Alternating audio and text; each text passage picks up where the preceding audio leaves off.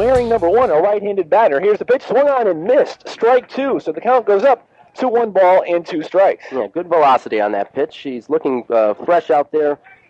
Hope he can keep it up. 1-2 pitch is low. Ball 2. 2 balls and 2 strikes. Hickey's 1-1 on the year. Brown is coached by Dave Stenhouse. Assistant coach Mike Goldberger. The 2 ball and 2 strike count, swung on, popped up on the right side. Chris Casilius moving back, now shading his hand from the sun, is still moving back and finally makes the catch in right field. So, 1 away here in the top of the first inning. Stamoulis flying out to right fielder Chris Casilius, and now bring up the number 2 batter, Mike LaPierre. Right field seems like it'd be the most difficult of the fields as far as the sun goes. It seems to be at a dangerous angle, and the wind also blowing from left to right here. Was blowing a little bit harder. I think it's more moderate at this time, but it could give Casilius some action out there in right. Mike LaPierre, a left-handed hitter, going against the right-handed pitching Kevin Hickey. He is hitting .429, the leading hitter on the Brown team, and he has 13 runs batted in. This Brown team, as a team, is batting .311, but a lot of teams they have been playing have been Division II and low-ranking Division I squads. First pitch is bunted on the left side, and it's going to go right up the left field foul line, picked up there by third baseman Pete Vincent, and thrown back to the pitcher, strike 1. Nice idea by LaPierre. He saw Vincent playing a little bit back of the bag, and he thought maybe he could beat it out with his speed, especially from the left side of the plate, but it went foul, and the count is 0-1.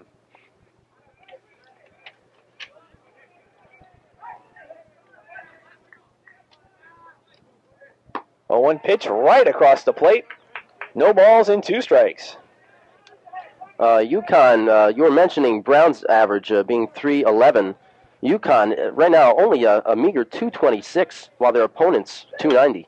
Next pitch, ground ball on the right side. Kevin Eman coming up with a throw over to first base, and he's safe. He beat it out.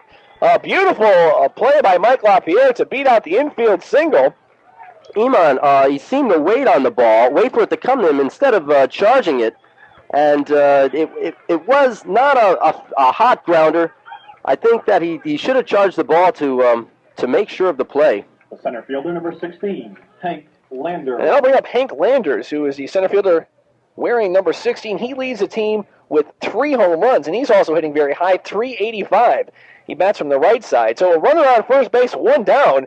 Kevin Hickey on the mound still, and Hank Landers in the batter's box in the first inning. First pitch called, strike 1, just hitting the outside corner of the plate. Huskies playing... That was ruled an infield hit, of course. Huskies playing Landers straight away. The wind is blowing in, so it might be a pitcher's game if this keeps up. A lot of times the wind either blows totally in or totally out.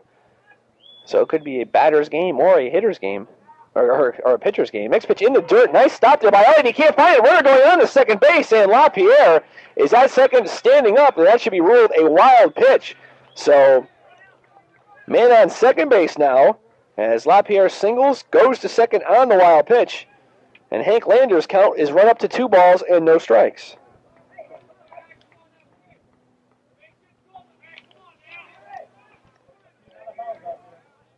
Pitcher set, checks to runner at second, kicks, throws, and again it's low.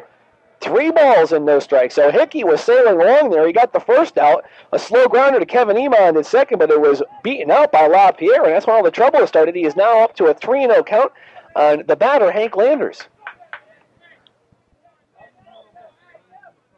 Hickey sets, checks to runner, kicks, and again, ball 4 this time. And the batter is not moving, as I believe the scoreboard is now mistaken. Yeah, earlier I think there was a strike. That's 3-1 the count. So let me correct myself. The scoreboard had 3-0 at the time, but it was actually 2-1. Now the count goes up to 3-1, so it is not ball 4. And again, I apologize. 3-1 pitch this time is high, ball 4, and Landers is on first base. So 1 pitch later, and the man gets the free pass and to that was first base. Far outside the strike zone. That was about at eye level. Dangerous. Hickey's got to get the ball down. Otherwise, if a bat does get a hold of it, it could be sent deep. That'll bring up Ryan Johnson, the catcher. Johnson batting in the 4th spot. Wearing number 21, he is also a right-handed hitter. So runners on second and first. LaPierre at second. Hank Landers at first. One away here in the top of the 1st inning. Outside in the first pitch, 1 ball and no strikes. I'd like to thank Scott Bell back at the WHUS studio for sitting in as technical director today. Beautiful day outside. The sun is shining. I only see blue skies. A little windy, a little bit of a cool wind. But other than that, a beautiful spring day. Next pitch, line to Ty Noble. He makes the catch, throws over to second. Double play, and the inning's over. So, score at 6 on the windup. Throw over to Kevin Iman. And the inning is over pretty much as it started. No runs on 1 base hit, no errors, and 1 left on. At the end of a half an inning of play, it's the Brown Bruins 0 and the Connecticut Huskies coming to bat. Hank Landers, the center fielder, and Mark Sanford over in right. Today's pitcher, Conrad Bringsjord, and I don't believe we have a record on him. He is 1-1. Okay, with a 6.00 ERA. So, Leading off for the Huskies in the bottom of the 1st. UConn Number 21. should at least score 6 runs this game, right? If all goes as it's planned, the Huskies have been having problems scoring runs on the board. Only an average of 2.5 runs through 10 games so far. And if you're a math major, that's 25 runs on the season. First pitch to Kevin Iman is low and inside. The count runs up to 1 ball and no strikes. Iman is a junior out of Hooksett, New Hampshire, batting 182, which comes out to be 2 for 11. Next pitch is fouled back on the ground. The count goes up to 1 ball and 1 strike.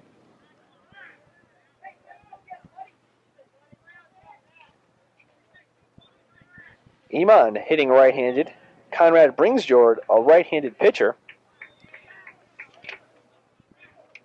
The 1-1 pitch, low, ball 2. Bringsjord wearing number 25, 6'3", 190-pound junior out of Armand, New York. So he's a very tall ball player, standing at 6'3". 1-1 pitch, called strike 2.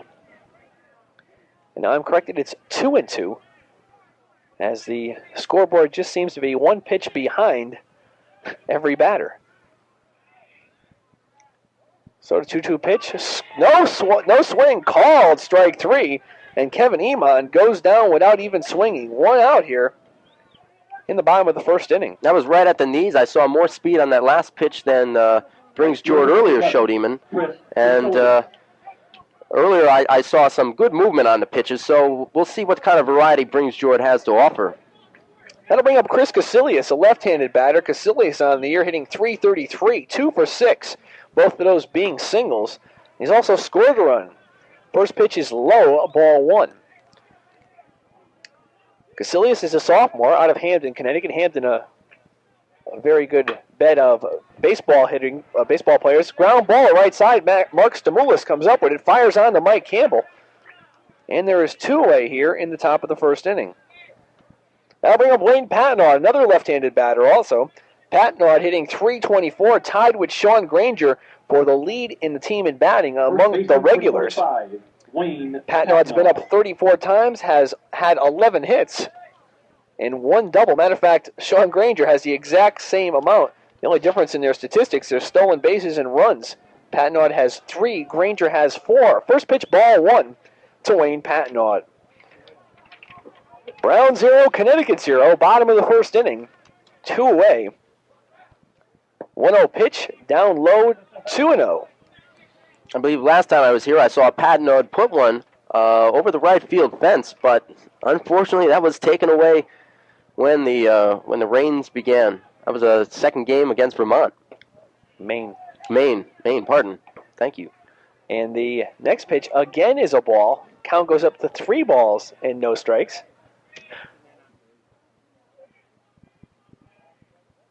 And pitch called strike 1 as Patnod was taking all the way. Mitch Petrus is the first base coach. Andy Baylock, head coach, is down the 3rd base line. Patnod's waiting. Now here comes the pitch. High, and it's going to be ball 4. So Patnod gets a free pass on to first base. So 2 down, man on first. That'll bring up Doug Elliott, the catcher. Elliott taking off his shin guards as he now strolls up to the plate. He's wearing number 23. Elliott on the year, starting off kind of slow, batting .219, 7 for 32. Elliott. And he's knocked in 4 runs. And if you want to believe it or not, that's the team leading in RBIs, tied along with Mark Grimoli. 4 RBIs. This Husky team is just not putting the runs on the board. Now a pickoff move at first, but Patnod dives in safely. So I guess Bringsjord just showing him that he's aware that Patnod is on first base. Huskies might try a little hit and run. They like doing that. First pitch, down low, ball 1. Wouldn't be surprised to see Patnod go on either this pitch or the next pitch, depending on how Andy Baylock feels. Huskies have got to put some runs on the board, got to get some men in scoring position. Here's the 1-0 pitch. Patnod fakes to go. Ball 2 now. Pickoff throw to first by the catcher, Ryan Johnson, but not in time. And the count, 2 balls and no strikes. And the strategy may be to keep Patnod close to first. 2-0 pitch, high, ball 3. So Bringsjord was doing great for the first 2 batters, struck out Iman, and got Casillas to ground out to second base, but he's walked. Patnod has gone 3-0 to Doug Elliott, number 4 hitter on the Connecticut team. 3-0 pitch, inside, ball 4, and he has just walked 2 batters in a row. And head coach Dave Stenhouse has to be a little bit concerned in the first inning. It seems like Conrad Bringsjord has not been able to find the plate. Elliott having to move back very quickly on that pitch. Otherwise, it was a definite hit batsman. And Bringsjord just seemed to be worrying too much about Patnod at first. The shortstop, number 4, Tally Noble. That'll bring up Noble, the shortstop, and Noble's hitting very well. He's gotten off to a great start in the spring, hitting .323. 10 for 31. He has 1 home run and 2 runs batted in. First pitch to him, an off-speed pitch, inside, ball 1. So that's 5 balls in a row. And if you want to count the last ball to Patnod, that is at least 6 balls in a row. Can't remember exactly what the count went up to on Wayne Patnod before he walked. But at least 6 balls thrown in a row by Bringsjord, and he's just going to have to start finding the plate, or the Brown fielders are just going to have to fall asleep, waiting for some control of their pitcher. Next pitch again, a ball high. 2 balls and no strikes. So that's 7 in a row for Bringsjord.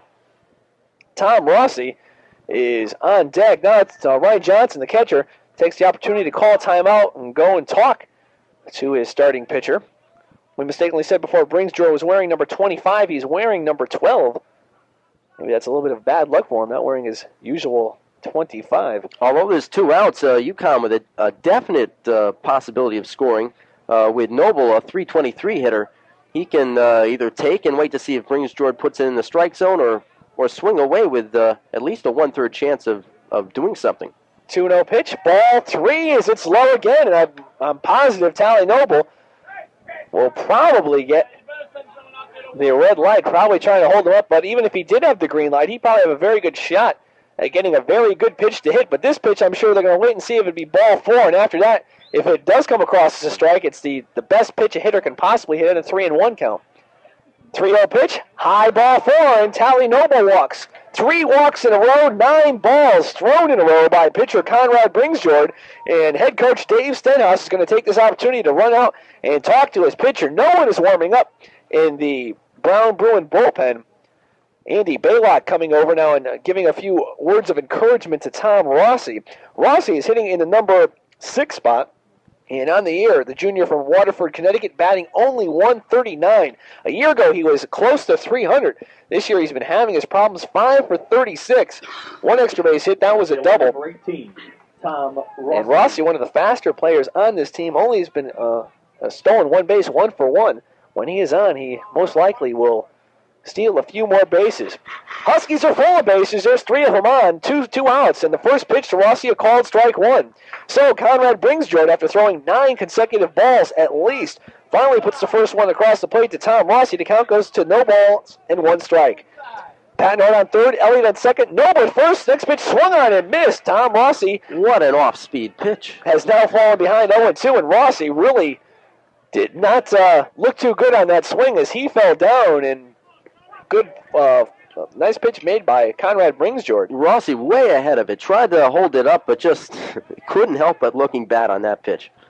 Let's see if he gets back at the pitcher for making him look kind of foolish. No balls, 2 strikes, 2 outs. Bases loaded. Huskies have to score here. Next pitch popped up right side, out of play. But Rossi did get a piece of the ball with his bat. Now there's some action in the Brown Bruin bullpen. We'll wait and see if we can find the number. It looks like it's going to be number 22, Tom Heckard. Hecker's a pitcher out of York, Pennsylvania, a sophomore. Huskies have the bases loaded. They can't afford to leave anyone on base. So far, they've left 65 men on base in 10 games, an average of 6.5 men a game. Next pitch in the dirt, low, ball one. 1 ball and 2 strikes to Tom Rossi. Paul Tinkham, the on-deck batter, wearing number 16, to be followed by Bill Smith, designated hitter, and Pete Vincent, the number 9 hitter on the team, who plays third base. 1 ball, 2 strikes. Here's the pitch, low and outside, ball 2, and Bringsjoy was kind of begging the umpire to give him the corner, but no go, and the count remains at 2 balls and 2 strikes. Pat Nod on third, Elliott on second, Tally Noble on first. Bases full of the Huskies blue.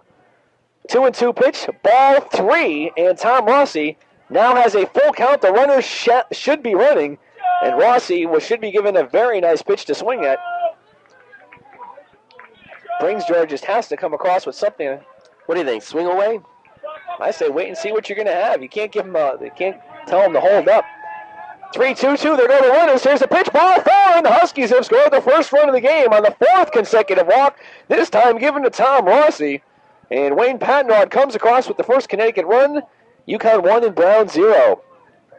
So Conrad Bringsjoy, the pitcher, finally got some balls across the plate, but not enough to get the final out. 4th walk in a row. First Patnod with a walk. Doug Elliott 4-0.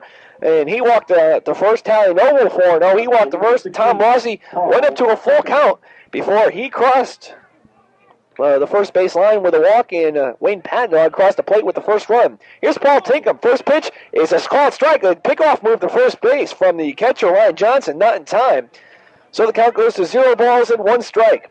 This is Paul Tinkham's first ever varsity appearance in his first ever varsity at-bat to go along with it. He's a freshman out of Mattapoisett, Massachusetts. The 0-1 pitch is very high, 1 ball and 1 strike. Tinkham is built 5'8", 185. Catcher, designated hitter, and today he's playing left field to give the Huskies a little more muscle behind the plate, or at the plate. Swung on and popped up out of play behind the plate. Count goes to 1 ball and 2 strikes. So we have Elliott on third, Tally Noble on second, Tom Rossi on first. The Huskies still full on the bases, and they lead this game by a score of 1-0. Paul Tinkham has a count of 1 ball and 2 strikes. Pitcher winds, kicks and delivers high right near the ear. 2 balls and 2 strikes, trying to get Tinkham to get away from the plate just a little bit. I'm sure that Brown coach Dave Stenhouse would certainly like Bringsjoy to finish this inning, but if nothing can be done with Tinkham, that could be it. They're quickly warming up. As we said earlier, Tom Heckard. Here's the 2-2 pitch, swung on, ground ball left side, picked up by the third baseman Bill Flutie, and he steps on the bag. And finally, after a whole mess of walks, Conrad Bringsjoy gets out of the inning. So, 1 run on no base hits. There were no errors and 3 left on, 4 consecutive walks. And at the end of 1 full inning of play, it's Connecticut 1 and Brown 0. Camerata wearing number 30. He is a senior out of Port Jefferson, New York, 6 foot, 220 pounds. He bats and throws right-handed. So it's going to be Camerata versus the Huskies' Kevin Hickey. And Hickey got out of the last inning on a nice double play, a line drive to Tally Noble, who fired over to Kevin Eamon to end the inning. There was 1 hit and 1 walk. And the first pitch to Russ Camerata, a called strike 1. Camerata digs in. And Hickey kicks and delivers off speed, high and inside, 1 ball and 1 strike. Huskies have Pete Vincent about 5 steps behind the bag and a few steps off the bag also. Paul Tinkham playing in at left field. Next pitch swung on and missed, strike 2, 1 ball and 2 strikes. Since the wind is blowing towards right field, Tinkham is playing in and over just a little bit. It looks like Camerata, by his build, is a pull hitter. But that wind playing tricks here at J.O. Christian. They're going to play the weather and the percentages. Pitch inside at the knees. 2 balls and 2 strikes. Few fans here at J.O. Christian. One side is pretty much filled up. the visitor side of the bleachers not filled up that much, and a lot of people around the plate. Next pitch high. And nice play made by the catcher, Doug Yelly. The count is now full at 3 balls and 2 strikes.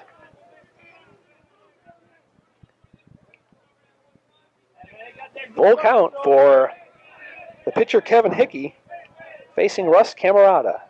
Ball 4 as Hickey's fastball is a little bit high, and he's going to have to follow through a little bit more to get those pitches down a little bit and lose some of those walks. He has now walked his second batter.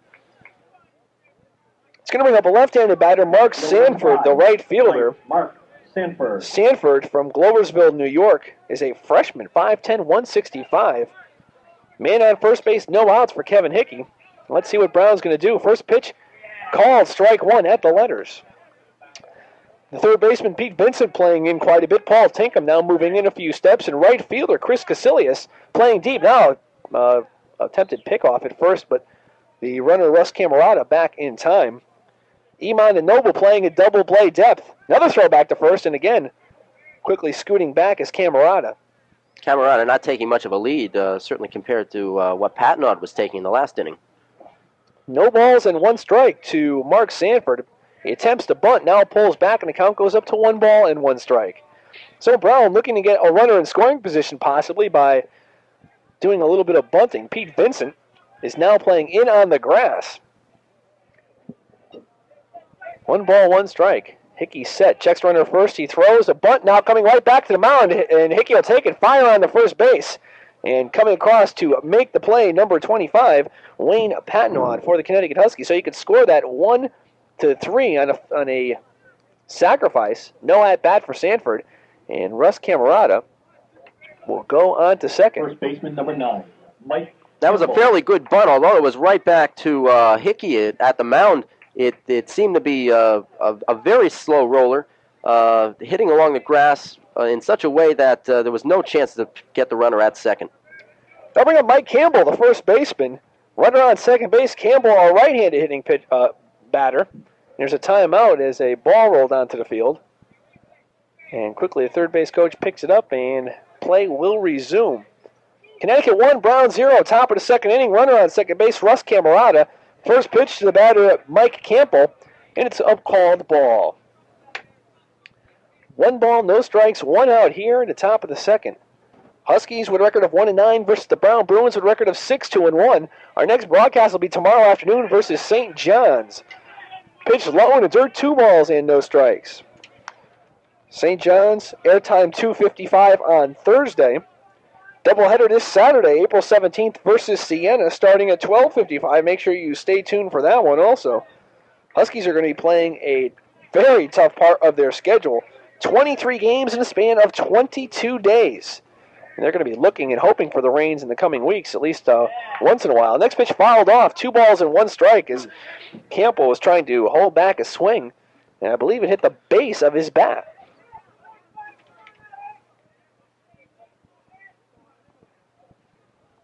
Two balls, 1 strike, 1 out.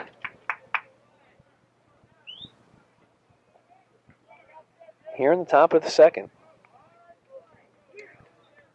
Hickey checks to runner at second. Looks in for the signal, kicks, and now pitches. 3-1 as it's inside. So Hickey having problems with his control, as was Conrad Bringsjord in the first inning, and could be a little bit due to the rustiness that the Huskies have had. This is their first game in 11 days. Brown just got off a doubleheader on Monday. Pitch high, ball 4. So 2 men on, both via the walk. And that'll bring up the number 8 hitter, Bill Flutie, the third baseman. Brown had a doubleheader versus Princeton. In the first game, they defeated Princeton. Princeton defeated them 5-3. Brown took the nightcap 6-3. And Brown has played more recently than Connecticut. And Andy Baylock now trotting out to the mound to talk to his pitcher, Kevin Hickey. He's not too happy. 2 walks in the inning. And this is to the bottom of the order. He's got to get out of this part of the batting order, or he's going to have some problems when the top of the order comes around. You'd wonder with first base open how much Hickey was trying to pitch. to Campbell that last time, but that seemed to miss by quite a bit, not being even close about head level, and so the reason for the conference. Third baseman number 6, Phil Flutie. Flutie is the third baseman. He's a right-handed hitter.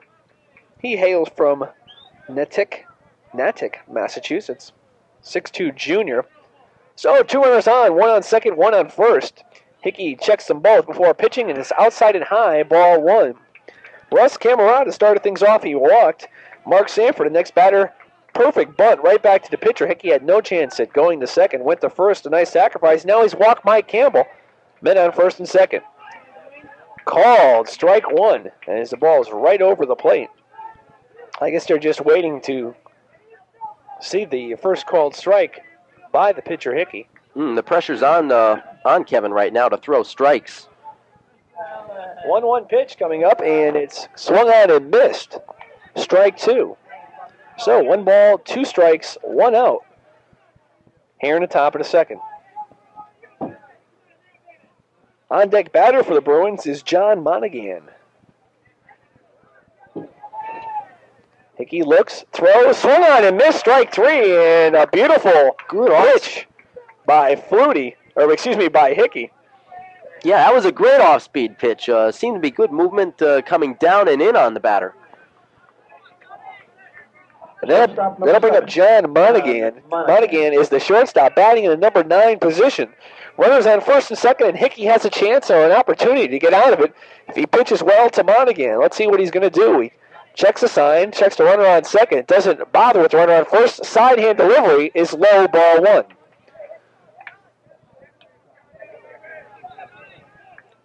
One ball, no strikes, and 2 outs here in the top of the second inning. Hickey checks the runner at second. Kicks, throws, high, ball 1.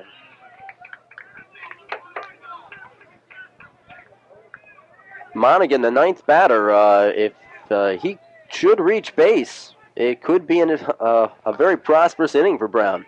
And let me correct myself, that's ball 2. I'm having a good time with the scoreboard today. Harold, it's not all your fault.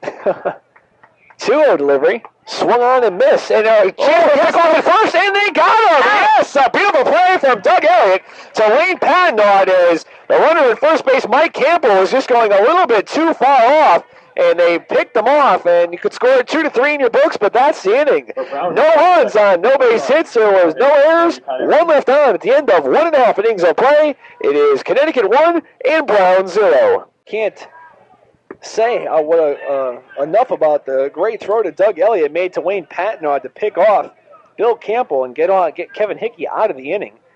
Just a gorgeous throw down the first baseline. On the 0-1 pitch line, shot in left field, base hit by Bill Smith, and the Huskies have their first base hit of the game.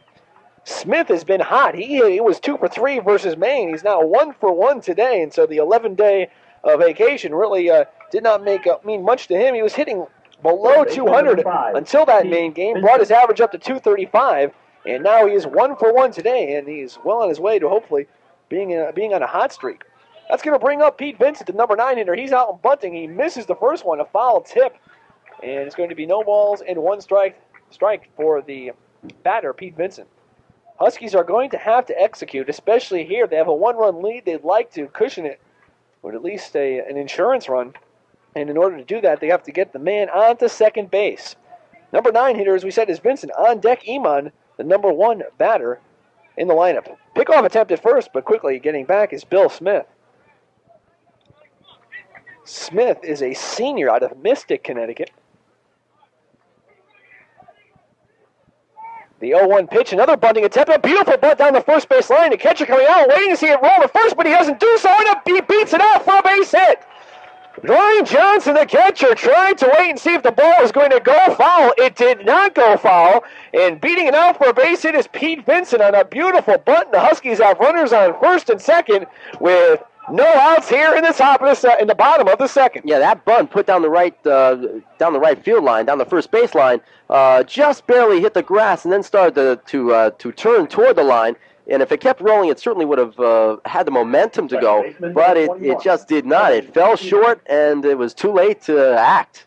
It's going to bring up Kevin Iman, who struck out looking in the top of the first inning. Runners on first and second. Wind blowing to right field. They're in a bunting situation again, and Iman holds up as the ball goes low and outside, ball one. So the Huskies are going to try to bunt these runners over to second and third and put 2 men in scoring position, a very wise strategy, getting right down to the basic fundamentals of baseball.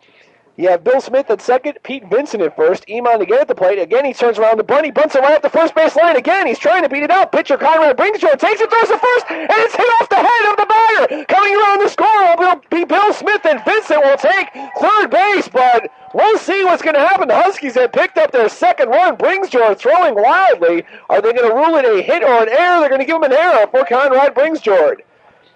He won for Eamon, but that's a sacrifice. So it's not going to be against his batting average. And Iman is on first base. On third is Bill Smith. No RBI for Iman, but Husky runners on the corners. First and third, no outs. And then Chris Casilius is up, the right fielder, who bats in the second position. Connecticut 2, Brown 0. Bottom of the second, no Huskies out. Runners on first and third. Vincent on third. Iman on first. Here's the pitch, another bunting situation outside, ball one. That was a tough error this last time by Ryan Johnson. A good throw made down the first base line by Bringsjord. Yes, of course. I'm sorry. Bringsjord, the pitcher, picking that up. Throwing the first, it just hit the helmet. Pickoff attempt, but back in time with no problems is Kevin Iman. Iman's on first, and they're going to try to bunt him over to second base, and the runner on third is probably just going to be left for pot luck, see if he could possibly score. 1-0 pitch going on the bunt. Again, a beautiful bunt dead right in front of the plate. They look to throw to second base, and it's a little bit high. It goes into center field. So one run will score, and it will be Kevin Iman going over to third base. The Huskies have men in the corners once again. Runners on first and third, and this time it's going to be error for the catcher, Ryan Johnson. And again, it will be scored a sacrifice. So Vincent comes around. Iman's on third. Chris Casilius is on first. And the Huskies have a 3-0 lead here in the bottom of the second. Brown, things not going their way, having a conference at the mound right now. Try to regroup, but they definitely need some composure, or UConn can just bunt runners around base all day. 2 consecutive errors. The Huskies getting their first 2 hits of the inning, then 2 straight errors, and they now have a 3-0 lead, and Wayne Patnaud, the leading hitter on the ball club, is up. In the first inning, Patnaud walked and finally came around on the 4th consecutive walk to Tom Rossi. Runners going. Here's the pitch. They throw on to second base, and it's outside. It goes to the right field. The runner steals second. One runner coming across, and the runner who stole, who was Chris Casilius, goes on to third base. We're on the air, and the Huskies now have a 4-0 lead. And what a game is we are seeing in front of us right now. Another error going over to Chris Casilius. We'll have to see if they're going to give him a stolen base onto second. But at least an error enabling the runner to go on to third and scoring. So they're going to give a stolen base to second, E3 on the third. And the Huskies have a runner on third base with no outs. And Patnaud still at the plate. 1 ball and 1 strike to him. Bringsjord now pitching straight away, not in the stretch. And the 1-1 pitch, swung on a long line drive to left field. LaPierre going back. He makes the catch, and tagging up and coming to score will be Chris Casilius. And the Huskies now have a 5-0 lead. A sacrifice fly for Patnaud in the left field. So 2 base hits and 3 consecutive sacrifices. And the Huskies lead this game by the score of 5-0. That'll bring up Doug Elliott. And Elliott walked also his first time up. 23, Doug Elliott. So Bringsjord has been having his problems. If it's not the errors, it's base hits, it's timely sacrifices. And Elliott steps in the batter's box.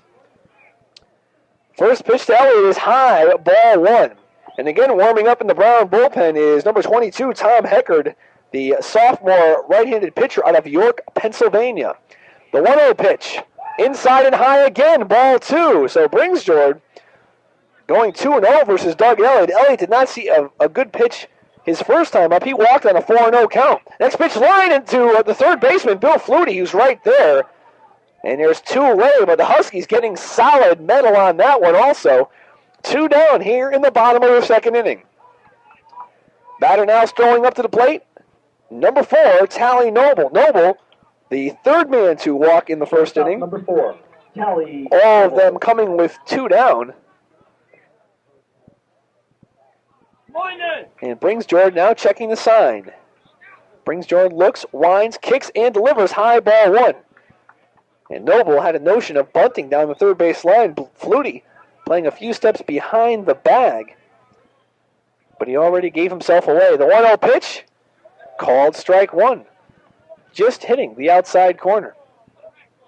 1 ball, 1 strike, 2 outs, no Huskies aboard. Everyone that got on base scored in this inning so far. Next pitch grounded, foul behind the plate.